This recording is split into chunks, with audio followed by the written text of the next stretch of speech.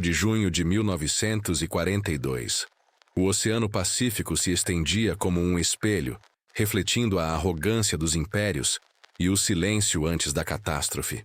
Acima daquelas águas, a Marinha Imperial Japonesa, outrora invencível, precisa e divina em seu próprio mito, navegava em direção ao que acreditava ser seu maior triunfo.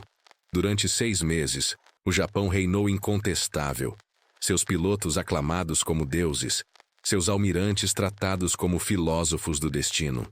No entanto, sob essa calma, o Império caminhava para uma armadilha tecida não com bombas ou balas, mas com pensamento. Tudo começou na sombra da vitória. Depois de Pearl Harbor, o Japão se via como a mão do destino, punindo um Ocidente decadente e restaurando a ordem divina na Ásia. Os líderes de Tóquio sonhavam com um império eterno que se estendia da Birmânia ao Havaí. Mas, em sua busca pela glória, subestimaram a arma mais perigosa de todas, a mente humana. Do outro lado do oceano, em um porão sob Pearl Harbor, ainda com cheiro de petróleo e morte, um punhado de criptoanalistas americanos, privados de sono, com a barba por fazer e ignorados por seus próprios superiores, desmantelavam silenciosamente o código que mantinha o Império Japonês unido. Os japoneses chamavam sua cifra de JN-25. Supunha-se que ela fosse inquebrável, uma fortaleza de números guardada pela tradição e arrogância. Mas à medida que o Japão celebrava suas vitórias, essas muralhas começaram a rachar sob o olhar implacável de homens que entendiam que a guerra não se luta apenas com aço, mas com paciência, lógica e obsessão. Eles não viam seus inimigos como monstros. Eles os estudavam como mentes. E ao fazer isso, aprenderam a pensar como eles. Do lado japonês, a história não é de maldade, mas de tragédia. A tragédia de uma nação cega pela crença, guiada pela honra e traída pela própria perfeição que venerava. Quando a armadilha finalmente foi acionada em Midway, as asas do Império queimaram em 6 minutos de destruição inimaginável. Os deuses da guerra caíram do céu e o oceano se transformou em um cemitério de ambição. Esta não é a história da vitória, é a história do despertar. O momento em que o Império que se acreditava eterno enfrentou a fria inteligência de seu inimigo, e o mito da invencibilidade se estilhaçou sob o peso da verdade. 27 de maio de 1942. Nas profundezas do Pacífico, o silêncio carregava o peso da inevitabilidade. A Marinha Imperial Japonesa se preparava para seu próximo grande ataque. Para o mundo, o Japão era uma força de precisão divina, uma nação renascida por meio da disciplina e do sacrifício. Mas, sob a superfície de seu triunfo, sob as bandeiras e orações, uma inquietação silenciosa começava a crescer entre aqueles que podiam sentir o que os mapas não podiam mostrar. O destino começava a tremer. Tóquio, almirantes moviam navios de madeira sobre mesas laqueadas, traçando os contornos de um império que parecia imparável. Eles acreditavam que suas vitórias eram a vontade do próprio céu. Sua estratégia era poesia, elegante, confiante, inevitável. Eles atacariam Midway, atrairiam os porta-aviões americanos restantes para uma armadilha e terminariam o que começara em Pearl Harbor. Para eles, a guerra não era apenas uma questão de conquista, era uma questão de restaurar a dignidade de uma nação humilhada. No entanto, nenhum deles conseguia ver a guerra invisível que já graçava em suas próprias transmissões. A milhares de quilômetros de distância, em um porão escuro e úmido sob Pearl Harbor, o ar zumbia com o barulho de máquinas de escrever, ventiladores e exaustão. A fumaça do cigarro pairava entre os rostos de homens que não viam a luz do dia há dias. Eram criptoanalistas, matemáticos, linguistas e sonhadores, todos lutando na guerra sem armas. Seu líder, o comandante Joseph Rochefort, usava um roupão em vez de uniforme. Seu cabelo estava uma bagunça, seu rosto pálido, sua mente afiada o suficiente para separar átomos de significado do caos. Ele e sua equipe estavam soterrados por cabos, interceptações e sequências intermináveis de números de 5 dígitos. Para os burocratas acima, eles eram incômodos, excêntricos. Para a história, eles estavam prestes a se tornar os arquitetos da ruína do Japão. Mas esta parte da história não pertence aos vencedores, mas sim aos derrotados. Aos homens de uniforme branco que acreditavam ser instrumentos do destino. Imagine um jovem operador de rádio a bordo do porta-aviões japonês Akagi, enviando mensagens para a frota. Ele não sabia que cada número que transmitia continha um sussurro sobre sua própria morte. Ele seguia ordens, precisas e puras, sem nunca questionar o sistema que exigia sua devoção. Como milhões de outros, ele acreditava que o espírito do Japão era eterno, que os deuses guiavam suas aeronaves e que a lógica jamais poderia derrotar a fé. Ele estava errado, mas sua crença era absoluta, e isso tornou sua queda ainda mais trágica. O código da Marinha Japonesa, JN-25, era seu orgulho. Era mais do que uma cifra. Era um monumento à ordem. Cada mensagem era dividida em grupos de 5 dígitos. E, em seguida, supercodificada com aditivos escolhidos de livros secretos, conhecidos apenas por um punhado de oficiais. O sistema foi projetado para ser inquebrável. Ele presumia que nenhuma mente humana suportaria a repetição, o tédio, a loucura necessária para encontrar padrões em tanto ruído. E, no entanto, no porão da estação Ippo, a resistência humana tornou-se a arma que quebrou a divindade. A equipe de Rochefort vivia de café, cigarros e dúvidas. Discutiam sobre sílabas, brigavam por probabilidades e frequentemente duvidavam da própria sanidade. Um analista desmoronou após recitar números dormindo. Outro jurou que conseguia ouvir código Morse no som do ventilador de teto. Mas, em meio ao delírio, algo começou a emergir. Um ritmo, uma pulsação dentro do ruído. Cada interceptação era um vislumbre de outro mundo. Posições da frota, logística, boletins meteorológicos. Lenta e dolorosamente, os americanos começaram a pensar como o inimigo. Começaram a sentir a lógica por trás do pensamento japonês. Sua simetria, sua contenção, sua beleza. Eles não estavam quebrando um código. Estavam aprendendo uma linguagem de império. Ao mesmo tempo, nos convéses dos navios mais orgulhosos do Japão, a ilusão de perfeição começou a se desfazer. Os marinheiros que antes gritavam canções de vitória, agora sussurravam sobre exaustão. Eles estavam em guerra sem descanso há 6 meses, com seus camaradas enterrados em um oceano de sepulturas. Os pilotos que destruíram Pearl Harbor eram agora sombras de si mesmos, heróis transformados em ferramentas de estratégia. Seus oficiais ainda falavam de honra, mas por trás das palavras havia medo. Os americanos não estavam cedendo, estavam aprendendo. O que nenhum deles conseguia ver era que a verdadeira guerra já estava sendo decidida. Não por almirantes ou pelo número de navios, mas pelas mentes invisíveis lutando no silêncio das ondas interceptadas. Os japoneses acreditavam estar jogando xadrez com deuses. Na verdade, estavam jogando contra matemáticos. E a matemática, embora impiedosa, nunca dorme. À medida que maio se transformava em junho, estranhas coincidências começaram a perturbar os oficiais de inteligência japoneses. Navios americanos pareciam aparecer onde não deveriam. Comboios desapareciam como se previstos. Mensagens enviadas em segredo retornavam como tragédia. Mas os oficiais ignoraram as dúvidas. A fé exigia obediência. Questionar o sistema era questionar o próprio imperador. Ainda assim, entre os oficiais mais jovens, a inquietação crescia. Um navegador a bordo do Hiryu confidenciou em seu diário: "Nossos planos são perfeitos demais. A perfeição é perigosa." Ele não viveu para ver o quão profética essa frase se tornaria. Enquanto isso, os homens de Rochefort estavam à beira da revelação. Eles haviam decifrado fragmentos suficientes do J-25 para ver o contorno de algo vasto. Uma operação tão ambiciosa que desafiava a lógica. Era chamada de Operação M. O alvo estava codificado simplesmente como AF. Ninguém sabia o que AF significava. Alguns diziam que eram as Aleutas, outros Fiji. Rochefort acreditava que era Midway, um pequeno atol no meio do nada. Seus superiores em Washington discordavam. Exigiam provas. Aqui reside uma das ironias mais cruéis da guerra. Os homens que sabiam a verdade eram ignorados, enquanto aqueles cegados pelo protocolo detinham o poder.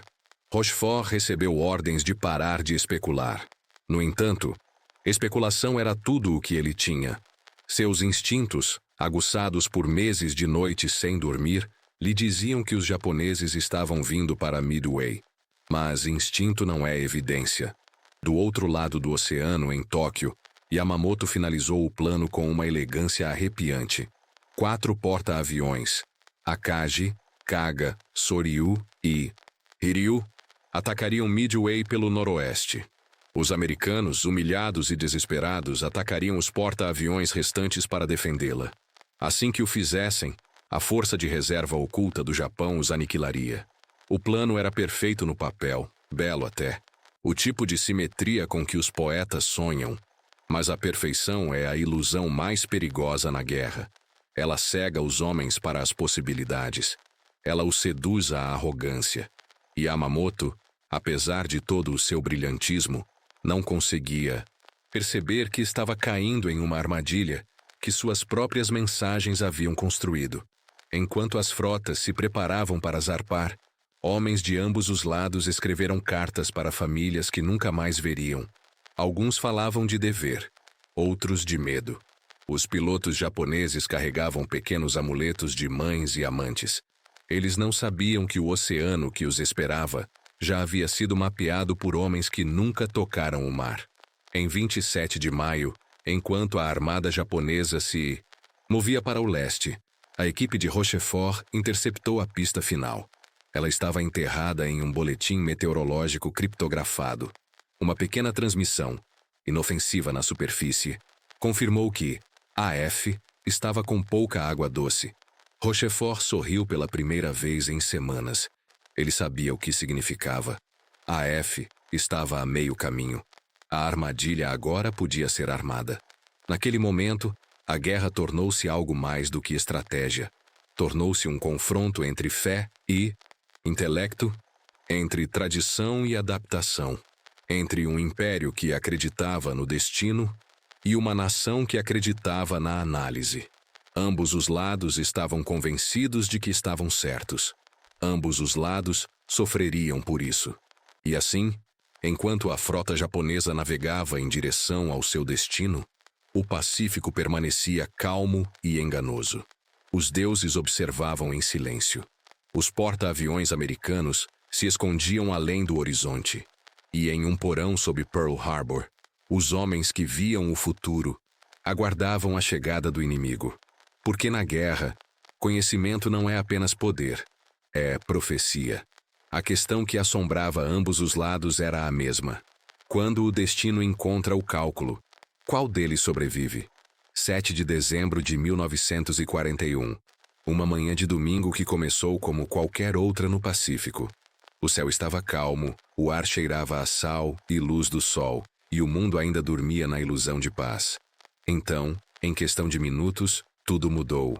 O som veio primeiro. Um zumbido sobrenatural, distante e crescente. Não era um trovão nem vento, mas o bater das asas de um império. Sobre Oahu, o sol nascente queimava vermelho nas asas dos aviões japoneses, e a história mudou para sempre. Para os pilotos japoneses que sobrevoavam Pearl Harbor, não era assassinato, era destino. Disseram-lhes que aquele ataque purificaria o mundo, que apagaria a humilhação de décadas sob o poder ocidental. Eles acreditavam que estavam restaurando o equilíbrio, não o destruindo. O oceano abaixo deles não estava cheio de inimigos. Estava cheio de fantasmas do passado. Cada bomba que caía tinha o objetivo de resgatar algo sagrado. O espírito samurai, o vento divino, a honra de seus ancestrais. Mas imagine por um momento um desses pilotos, um jovem de 23 anos chamado Hiroshi. Antes do amanhecer, ele havia escrito uma carta para sua mãe, agradecendo-lhe por lhe ensinar o valor do dever. Prometeu a ela que sua morte, se acontecesse, significaria algo. Ele não pensava nos homens que mataria, apenas na história que restauraria. Enquanto mergulhava em direção à Alameda dos Encouraçados, o mundo abaixo dele explodiu em fogo. Ele viu navios sendo despedaçados, viu homens correndo em pânico, viu a bandeira americana queimando. E, no entanto, não sentiu vitória, apenas uma calma estranha e vazia. Ele havia feito o que a honra exigia, mas, ao pousar em direção ao céu, seus olhos captaram o reflexo do porto em chamas no mar abaixo. Parecia menos um triunfo e mais um inferno. Naquele instante, o Japão tornou-se poderoso e condenado. O ataque a Pearl Harbor não foi apenas uma operação militar, foi uma declaração psicológica. Disse ao mundo que o Japão acreditava tão firmemente em seu próprio destino que estava disposto a arriscar tudo em um único golpe audacioso. Foi belo em sua precisão, aterrorizante em sua confiança e fatal em suas consequências. Porque aquilo que tornou o Japão forte, sua fé no destino, também o cegou para o poder daqueles que conseguiram se adaptar, aprender e pensar diferente. Do outro lado do oceano, a América acordou incrédula. A nação que estivera dividida, distraída e incerta, de repente encontrou um propósito único e inabalável. Fábricas que antes estavam silenciosas começaram a rugir. Homens que nunca haviam viajado para além de suas cidades natais se voluntariaram para cruzar oceanos. Mulheres lotaram as fábricas, os hospitais, os campos. Do caos surgiu a ordem. Do choque surgiu a determinação. Embora o Japão acreditasse ter destruído a vontade do inimigo, na verdade havia criado algo muito mais perigoso. Uma inteligência coletiva, movida pela vingança e pela necessidade. De volta a Tóquio, os arquitetos do ataque celebraram em silêncio. Eles haviam realizado o que nenhuma outra potência asiática ousara. Atingiram o próprio coração do Ocidente. Mas, por trás dos aplausos, havia inquietação. O almirante Yamamoto, o homem por trás da operação, estava sentado sozinho em seu escritório, fumando no escuro. Ele conhecia a América muito bem. Havia estudado lá, caminhado por suas ruas, visto seu espírito. Certa vez ele disse: "Temo que tudo o que fizemos foi despertar um gigante adormecido e enchê-lo de uma terrível determinação." Não era poesia, era profecia. O povo japonês, enquanto isso, foi arrastado por uma onda de fé. Jornais declaravam o império invencível. Crianças cantavam canções de vitória nas salas de aula. Donas de casa rezavam por seus filhos e maridos, convencidas de que a causa do Japão era sagrada. Por um tempo, pareceu verdade. Cidade após cidade caiu diante do avanço japonês. O império se expandiu pela Ásia como uma maré crescente, mas as marés sempre recuam. Os primeiros a sentir isso não foram os generais, mas os homens comuns, os operadores de rádio, os marinheiros, os mecânicos, aqueles que viviam nas longas horas entre as batalhas. Um mecânico estacionado em um porta-aviões com destino a Midway escreveu em seu diário: "Vencemos todas as batalhas, mas os rostos ao meu redor envelhecem a cada dia. A vitória parece pesada agora." É nesses pequenos momentos que a guerra revela sua verdade. O mesmo pode ser dito da vida. Buscamos sucesso, poder, perfeição, acreditando que a vitória trará paz. Mas às vezes, a busca pela perfeição se torna a fonte de nossa queda. Os japoneses acreditavam que não poderiam falhar porque seu propósito era puro. No entanto, a pureza, sem reflexão, transforma-se em cegueira. Para os criptoanalistas americanos no porão de Pearl Harbor, essa cegueira tornou-se sua oportunidade. Cada mensagem interceptada, cada repetição descuidada, cada pequeno desvio, tudo isso se tornava uma pista. Eles não se viam como heróis, viam-se como estudantes da mente do inimigo. Os japoneses transmitiam mensagens com precisão ritualística, sem nunca perceber que a previsibilidade da fé era sua fraqueza. Cada vez que seguiam o mesmo ritmo linguístico, deixavam para trás uma pegada. E logo, Essas pegadas começaram a formar uma trilha que levava diretamente a Midway. Do lado japonês, o clima começou a mudar. As vitórias ainda eram reais, mas o tom era diferente. Os oficiais falavam menos de glória e mais de resistência. Suprimentos eram mais difíceis de encontrar. Combustível, comida e fé começaram a escassear. A expansão do império havia atingido seus limites, mas ninguém ousava dizê-lo em voz alta. Questionar a vitória era trair o imperador. E assim o silêncio cresceu. O silêncio antes da tempestade.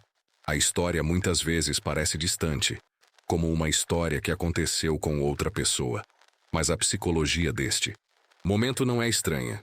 Todos nós já vivemos alguma versão dele. O momento em que a confiança se transforma em excesso de confiança. Quando o sucesso nos cega para a mudança. Quando paramos de ouvir, acreditando que já sabemos as respostas. Seja na guerra, nos negócios ou em nossas próprias vidas, a mesma verdade se aplica. O momento em que pensamos que somos intocáveis é o momento em que começamos a cair. Para o Japão, esse momento começou com o som de multidões aplaudindo. Para os homens no porão de Pearl Harbor, começou com o som do código Morse. 2 sons, ambos humanos, ambos cheios de convicção. E, no entanto, um era o eco do outro. No silêncio entre eles, residia o destino de milhões. Há algo assombroso em saber como isso termina. A frota japonesa que se acreditava guiada pelos deuses logo desapareceria em fumaça e fogo. Os homens que carregaram sua fé na batalha cairiam não por serem fracos, mas por confiarem profundamente na certeza. Esse é o tipo mais doloroso de perda. A perda que vem de acreditar demais. E talvez seja por isso que não conseguimos desviar o olhar de histórias como esta. Porque elas nos lembram que a grandeza, quando não controlada, se transforma em tragédia, que a força sem humildade gera destruição, e que mesmo na derrota, há algo profundamente humano, um lembrete de que a busca por significado, embora possa falhar, é o que dá forma à vida. Antes de prosseguirmos nesta história, pare por um segundo. Pense em Hiroshi, o jovem piloto que acreditava no destino. Pense em Rochefort, o homem de roupão buscando a verdade em meio à loucura. 2 homens em lados opostos de um oceano, ambos presos pela crença, ambos tentando dar sentido ao caos. O mundo deles se foi, mas a luta deles é nossa. As mesmas forças, fé, lógica, orgulho, dúvida, ainda guiam cada decisão que tomamos. E se você sentiu algo ao ouvir isso, se viu um reflexo de si mesmo nas escolhas, nos erros ou na coragem deles, então deixe esta história continuar. Clique no botão vermelho no canto da tela. Inscreva-se, não apenas para acompanhar esta série, mas para acompanhar a verdade mais profunda que nos conecta a todos. Que todo império, toda vitória, toda derrota, começa e termina no mesmo lugar, a mente humana. Porque o que vem a seguir não é apenas história, é o desenrolar do próprio destino. 1º de junho de 1942. O Pacífico era vasto, belo e silencioso, escondendo em si a maior decepção da história moderna. O Japão acreditava estar se preparando para a vitória. Seus almirantes estudavam mapas e cartas com a calma de mestres de xadrez. Mas o que eles não sabiam era que cada movimento, cada palavra codificada, cada intenção já ecoava nos ouvidos americanos. Em um porão sob Pearl Harbor, homens que não dormiam há dias ouviam os sussurros de um império convencido de sua própria perfeição. O comandante Joseph Rochefort debruçava-se sobre sua mesa, um cigarro queimando até virar cinzas, os olhos fixos em uma página de números que parecia sem sentido para todos, exceto para ele. Ele estava perseguindo fantasmas, tentando extrair a verdade do caos. Ele sabia que em algum lugar, dentro daqueles padrões de 5 dígitos, o Japão escondia sua alma. Cada vez que pensava ter visto um padrão, ele desaparecia novamente, substituído por novas camadas de confusão. Entanto, sua mente se recusava a parar. Sua guerra não era contra o Japão, era contra a própria incerteza. Do outro lado do oceano, A bordo do porta-aviões Akagi, um tipo diferente de certeza reinava. Os oficiais japoneses acreditavam que seu código, JN-25, tinha um design divino, complexo o suficiente para derrotar a razão humana. Para eles, a lógica jamais superaria a fé. Acreditavam que os deuses haviam escrito seu destino, que sua vitória era inevitável. Mas o destino, como qualquer sistema, começa a ruir quando examinado por aqueles que se recusam a acreditar nele. Enquanto a equipe de Rochefort trabalhava a noite toda, algo extraordinário começou a acontecer. O caos começou a respirar. Eles notaram que certos grupos numéricos se repetiam em um ritmo que espelhava a linguagem natural. Era como se o próprio código tivesse um batimento cardíaco. Cada repetição se tornava uma pista, cada pequena coincidência, um fio condutor. Lenta e dolorosamente, os homens começaram a desvendar o que antes parecia divino. Mas e se estivessem errados? E se suas conclusões levassem Nimitz ao desastre? O pensamento os assombrava. O peso disso pesava em seus peitos. Se interpretassem mal o código, milhares morreriam. No entanto, se permanecessem em silêncio, os japoneses atacariam sem contestação. Cada nova descoberta carregava uma sombra de medo, um lembrete de que inteligência não é certeza. É coragem envolta em dúvida.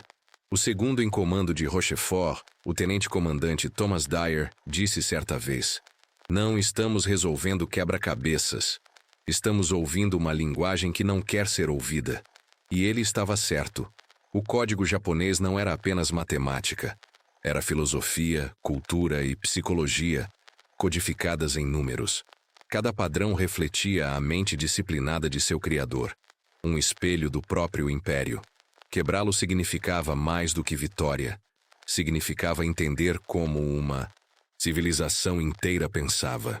Enquanto isso, o Japão se preparava para a Operação MI. Os navios partiram de Hashirajima sob um sol nascente que parecia abençoar sua jornada. As tripulações se curvaram diante do retrato do imperador antes de zarpar. Eles entoavam cânticos de lealdade com a fé inabalável. Para eles, aquela não era simplesmente mais uma batalha. Era o cumprimento de uma promessa divina. Destruiriam o que restava da Marinha Americana e assegurariam o lugar de direito do Japão na história. Ninguém naqueles convéses sabia que seu plano sagrado já estava comprometido. Como poderiam? Eles haviam seguido todas as regras, todos os procedimentos, todos os rituais. Os oficiais de rádio usavam os mesmos indicativos de sempre. Os comandantes enviavam suas ordens em perfeita ordem, confiantes de que nenhum estrangeiro poderia interpretá-las. E, no entanto, cada mensagem que enviavam era mais uma parte de sua própria ruína. No porão do Haipo, a exaustão se transformou em revelação. Uma mensagem aparentemente sem sentido, sobre suprimentos de água, chamou a atenção de Rochefort. Mencionava AF, o local misterioso que o Japão planejava atacar. Washington acreditava que AF era o Alasca, mas Rochefort discordava. Ele argumentou que AF era Midway. Ninguém acreditou nele. Para os burocratas, seus métodos pareciam caóticos, anticientíficos, emocionais. Mas o trabalho de inteligência raramente é limpo. É feito de intuição, obsessão e atos de fé. Rochefort sabia que estava certo. Mas como poderia provar isso? A resposta veio da mentira. Seu colega Jasper Holmes propôs um plano tão simples que beirava a loucura. Enviar uma mensagem falsa de Midway, alegando que sua estação de tratamento de água havia quebrado. Se a próxima transmissão codificada do Japão mencionasse escassez de água em AF, eles teriam a prova. Rochefort concordou. Eles enviaram a isca. Dias depois, os japoneses transmitiram exatamente o que esperavam ouvir. AF está com falta de água. Naquele momento, o código se rompeu como uma concha. A verdade era inegável. Imagine o silêncio naquela sala quando a confirmação chegou. O ar parou de se mover. As máquinas de escrever congelaram. Pela primeira vez em meses, o impossível se tornara claro. AF estava a meio caminho. A frota japonesa estava chegando.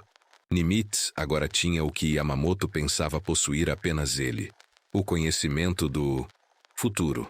Mas aqui está a pergunta que persiste: como a fé se transformou em cegueira?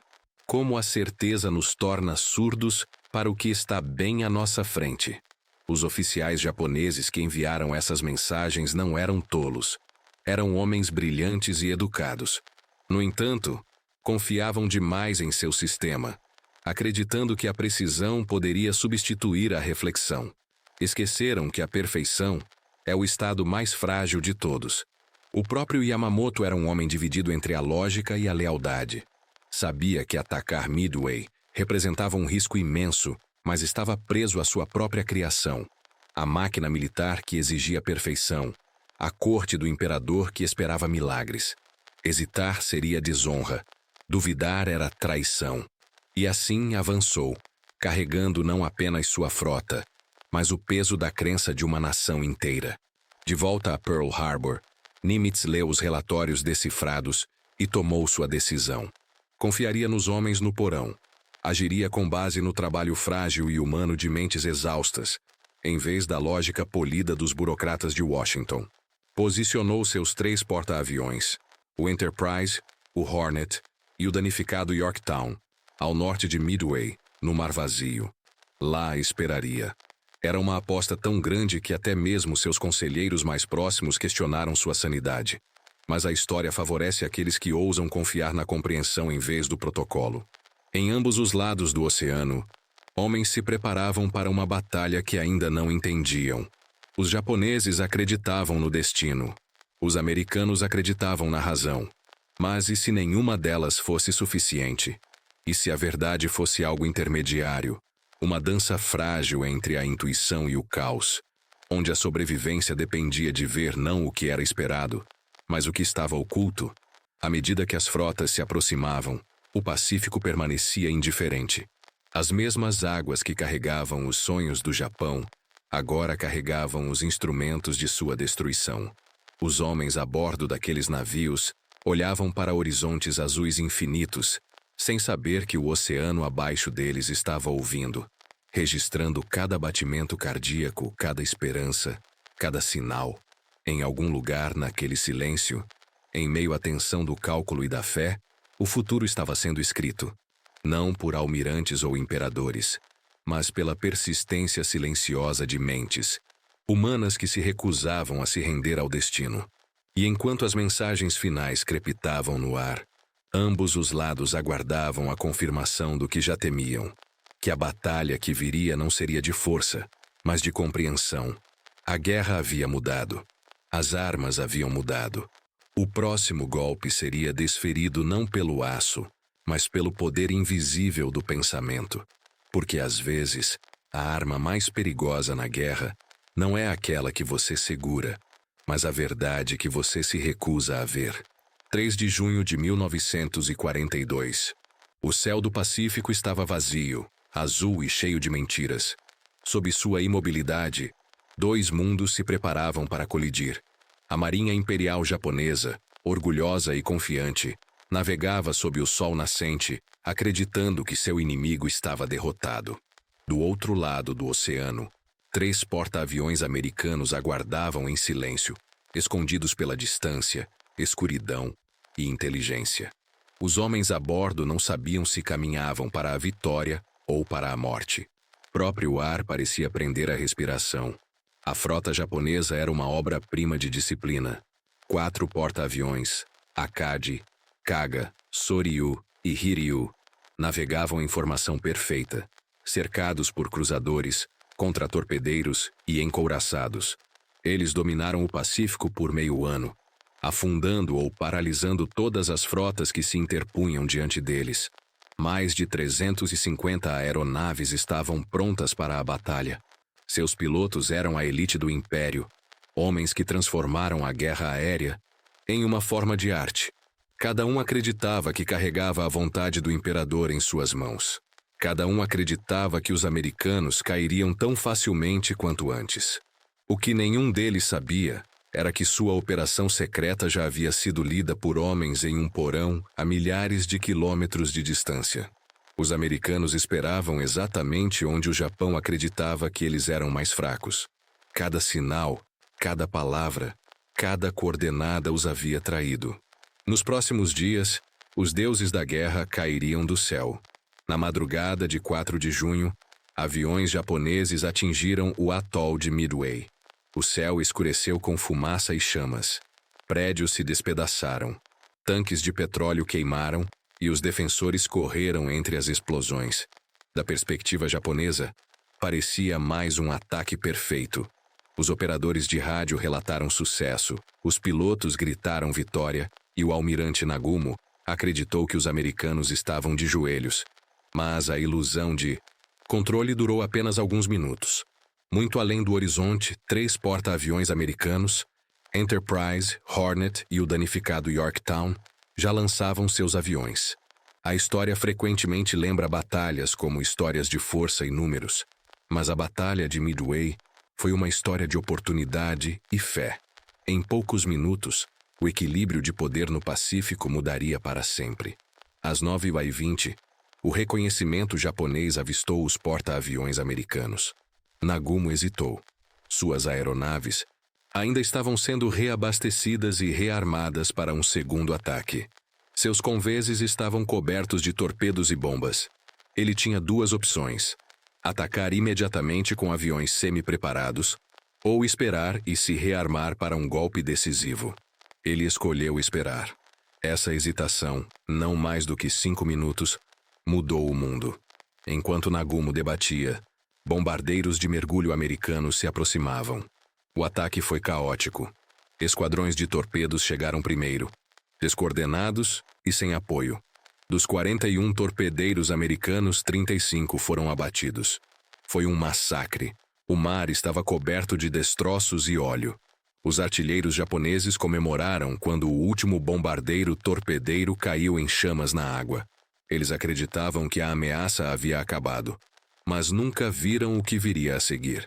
Às 10h22, a partir de uma abertura nas nuvens, 37 bombardeiros de mergulho do Enterprise e do Yorktown surgiram diretamente acima da frota japonesa. Eles mergulharam quase verticalmente, com os motores gritando e o sol às costas. Os porta-aviões japoneses, abastecidos com combustível, bombas e aeronaves, não tiveram tempo de reagir. Em 6 minutos, 3 deles, Akagi, Kaga e Soryu, foram transformados em infernos. Explosões rasgaram os convéses. Homens foram jogados ao mar e o ar se encheu com o som de aço queimando e gritos humanos. 6 minutos. Foi o suficiente para acabar com o sonho de invencibilidade do Japão. Restava apenas um porta-aviões, o Hiryu.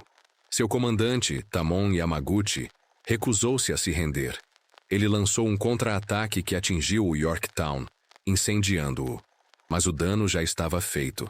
Mais tarde, naquela tarde, bombardeiros de mergulho americanos encontraram o Hiryu e o destruíram também. A formação outrora perfeita da frota de porta-aviões japonesa era agora um cemitério flutuante. Mais de 3.000 marinheiros e aviadores japoneses morreram. 4 porta-aviões foram destruídos. Navios que levaram anos para serem construídos e homens que nunca poderiam ser substituídos. As estatísticas de Midway contam uma história vasta demais para ser ignorada. O Japão perdeu 4 de seus 6 principais porta-aviões. Os Estados Unidos perderam 1. O Japão perdeu 248 aeronaves. Os Estados Unidos perderam 150.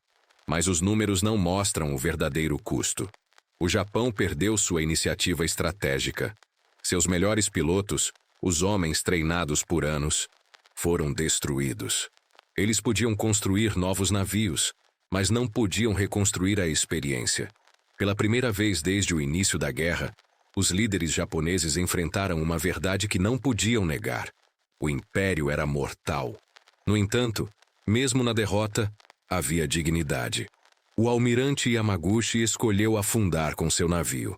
Quando teve a oportunidade de evacuar, recusou-se, dizendo aos seus homens: O imperador não precisará de mim no outro mundo se eu deixar meu posto. Neste, suas últimas palavras foram calmas. Afundemos com honra. O Riryu queimou a noite toda até desaparecer sob as ondas. O oceano os aceitou sem julgamento. Mas o que significa vitória quando ambos os lados são consumidos pela perda? Os americanos que retornaram aos seus porta-aviões não estavam comemorando. Muitos choraram em silêncio. Eles haviam matado homens que não podiam ver. Homens que acreditavam tão profundamente em sua causa quanto eles.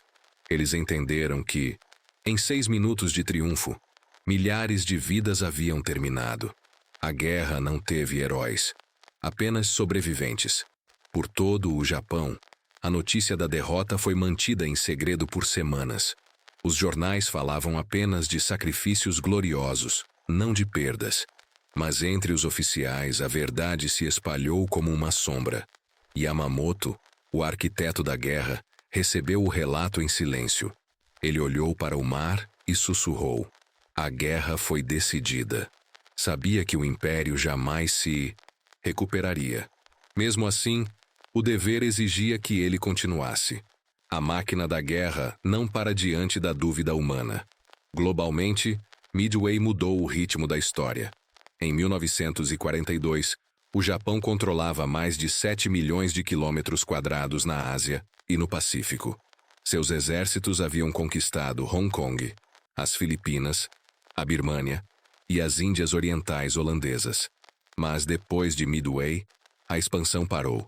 A partir daquele momento, todas as batalhas travadas pelo Japão foram defensivas. O império que antes parecia destinado a governar o Pacífico começou seu lento e irreversível colapso. Ainda assim, os soldados e marinheiros japoneses não pararam de acreditar. Lutaram com a mesma disciplina e fé que os guiaram desde o início. Para eles, a rendição era pior que a morte.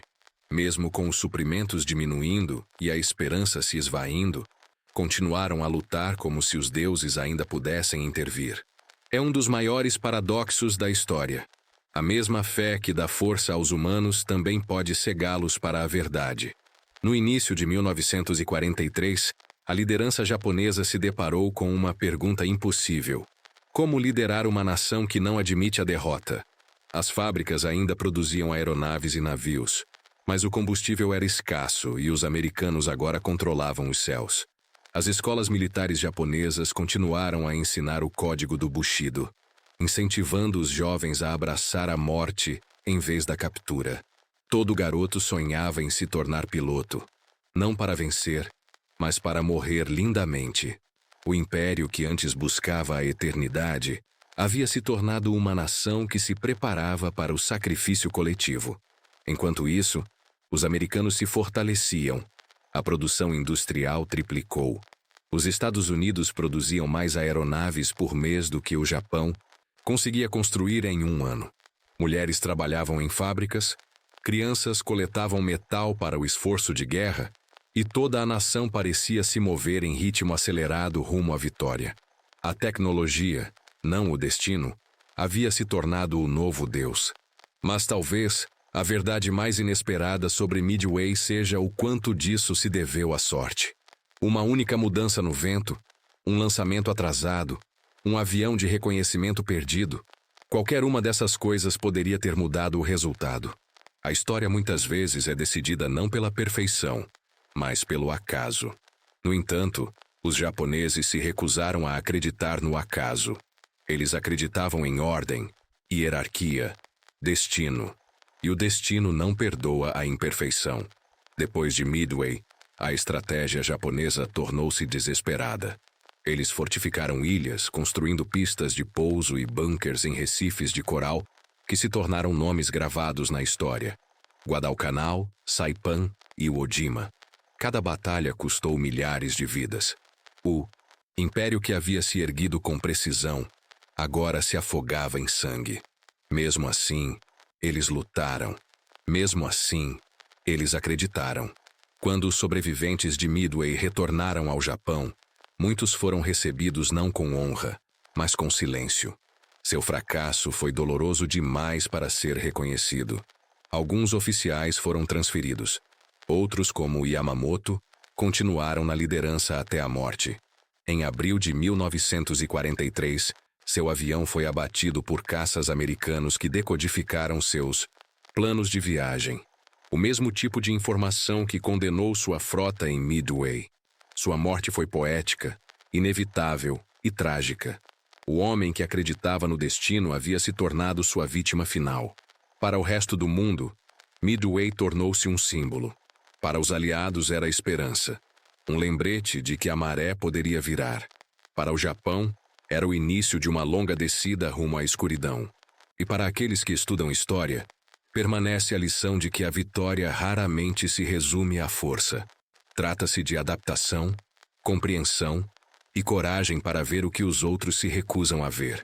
À medida que as chamas dos porta-aviões se apagavam sob as ondas, o Pacífico voltava ao silêncio. O oceano, indiferente à ambição humana, apagava as evidências da glória e do fracasso. Os homens que morreram acreditavam estar moldando a eternidade. Eles não sabiam que a eternidade os esqueceria.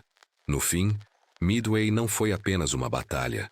Foi um espelho erguido para a própria humanidade. Um reflexo de como a crença pode construir impérios e como o conhecimento pode destruí-los. Mostrou que a linha entre a fé e a cegueira é mais tênue do que gostaríamos de admitir. E provou mais uma vez que mesmo na guerra, as maiores vitórias não nascem do poder, mas da compreensão. Porque naqueles 6 minutos de caos, o futuro do mundo mudou para sempre. E nenhum homem entre eles sabia disso. Agosto de 1945. A guerra estava terminando, mas o silêncio que se seguiu não era paz. Era exaustão. O Japão jazia em ruínas, suas cidades queimadas, seu povo faminto, seu espírito quebrado, mas ainda orgulhoso. O império que outrora prometera a eternidade, agora existia apenas em memórias e cinzas. Crianças caminhavam descalças pelo que fora Tóquio, carregando baldes de água até onde antes ficavam suas casas. Mães costuravam roupas com os uniformes dos mortos. O ar cheirava a fumaça e rendição. Para muitos, a guerra não era mais sobre vitória ou derrota. Era sobre sobrevivência. Os soldados que retornaram voltaram como fantasmas. Eram homens que tinham visto demais. Homens que tinham acreditado profundamente. Alguns não conseguiam falar sobre o que haviam testemunhado. Outros se recusavam a fazê-lo. Eles lutaram por um ideal. Honra, lealdade, o destino divino de sua nação, e se encontraram em uma paisagem de ruínas. O que um homem faz quando a fé que um dia o guiou se torna a razão de seu sofrimento? Muitos deles nunca encontraram a resposta. Em Hiroshima e Nagasaki, o fim não veio com a rendição, mas com o fogo. Em segundos o céu se transformou em luz. Dezenas de milhares desapareceram num piscar de olhos, suas sombras queimadas como pedra.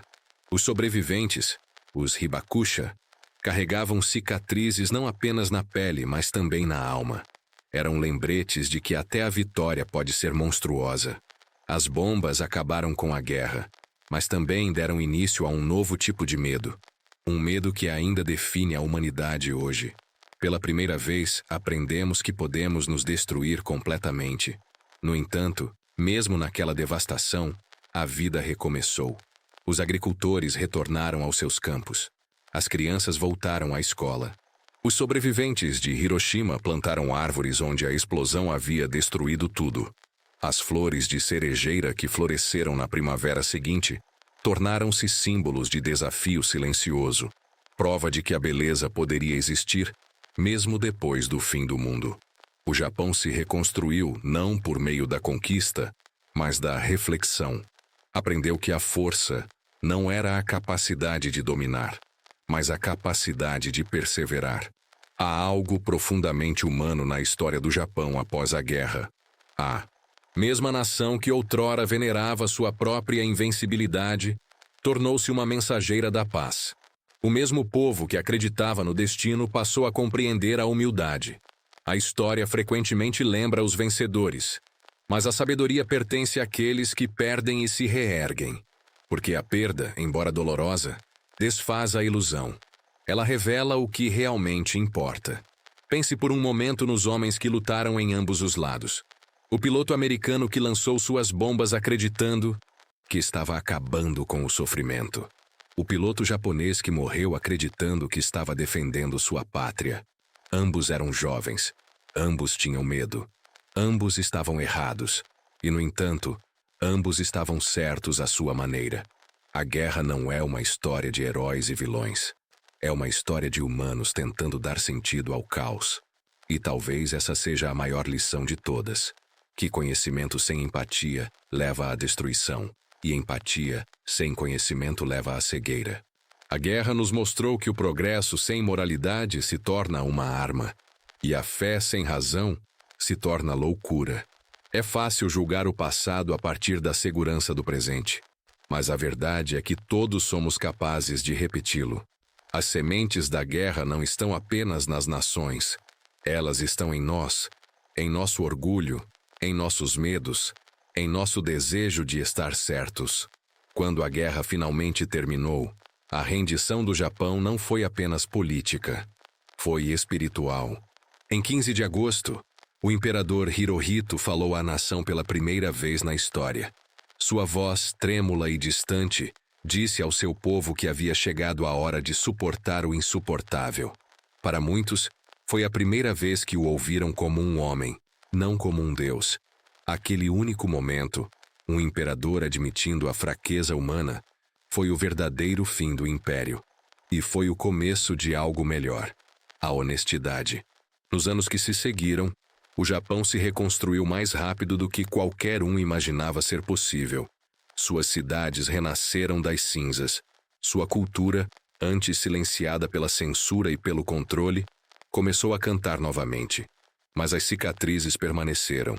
Lembretes silenciosos em cada geração de que o preço da obediência cega é a tragédia. Hoje, a Constituição de Paz do Japão não representa fraqueza, mas sabedoria escrita com sangue. Ela diz que a guerra não pode mais ser justificada pelo orgulho, apenas pela memória. E nós? O que aprendemos com essa história? O mundo em que vivemos nasceu daquela guerra. A paz que desfrutamos foi construída por pessoas que perderam tudo. As tecnologias que usamos, os sistemas em que confiamos, até mesmo as alianças das quais dependemos, tudo remonta àqueles 6 anos violentos. Gostamos de acreditar que somos diferentes agora, que evoluímos, mas as mesmas forças que levaram a essa destruição ainda existem. Ambição, medo, poder, fé. A verdadeira questão não é se a história se repetirá, mas se a reconheceremos quando começar. Há lições escondidas em cada batalha, em cada erro, em cada ato de coragem e crueldade. A história da Segunda Guerra Mundial não é apenas sobre nações, é sobre indivíduos. A mãe que perdeu o filho, o soldado que perdeu a fé, o cientista que construiu a bomba, mas não conseguiu dormir depois. Suas histórias continuam vivas, lembrando-nos silenciosamente de que a guerra não é uma relíquia do passado. É um reflexo de nós mesmos quando nos esquecemos de ouvir. Se esta história o comoveu, se você sentiu tristeza, raiva ou até esperança, então deixe que ela faça o que a história deve fazer: fazê-lo pensar. Reflita sobre o custo do orgulho, o poder da compreensão e a fragilidade da paz. Porque paz não é a ausência de guerra, é a presença da empatia. Antes que esta história se desvaneça no silêncio, lembre-se dos rostos daqueles que perderam tudo e ainda encontraram forças para reconstruir. Lembre-se de que o sofrimento deles comprou a paz que tomamos como certa. Lembre-se de que o verdadeiro inimigo nunca é outra nação. É a ignorância, a arrogância e a indiferença. E se estas palavras chegaram até você, se você acredita que histórias como esta importam, então ajude a mantê-las vivas. Inscreva-se no canal. Clique no botão vermelho. Curta este vídeo se você acredita que a história deve ser lembrada não como glória, mas como um aviso. Compartilhe seus pensamentos ou perguntas nos comentários, mesmo anonimamente se desejar. Cada reflexão, cada voz, cada memória é um pequeno ato de resistência contra o esquecimento. Porque a lembrança não é sobre olhar para trás. É sobre garantir que nunca mais trilhemos o mesmo caminho.